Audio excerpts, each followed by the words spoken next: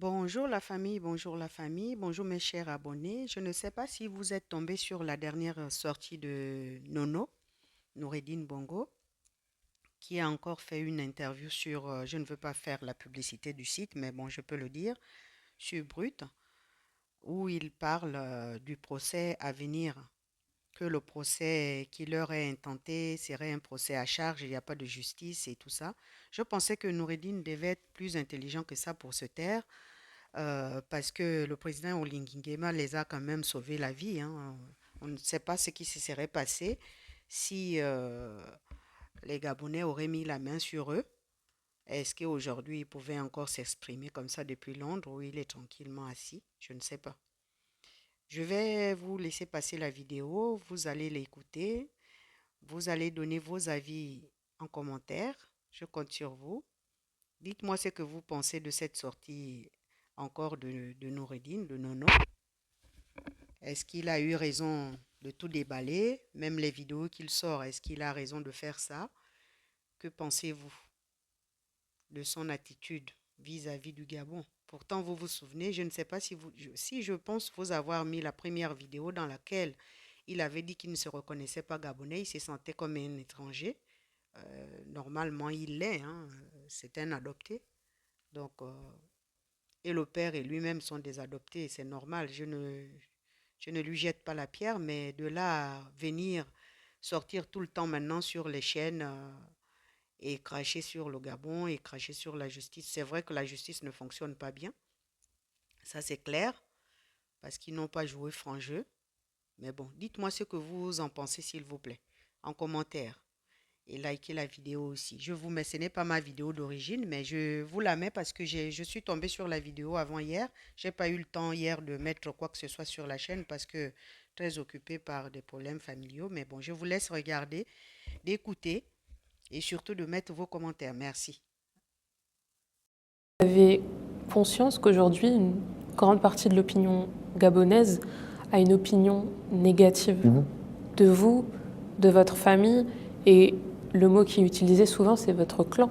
Ouais. Bah, je comprends tout à fait ce sentiment. Les Gabonais ont des frustrations que je comprends tout à fait. La famille Bongo a été au pouvoir pendant presque 56 ans. Et je comprends tout à fait les frustrations de la population gabonaise sur ça.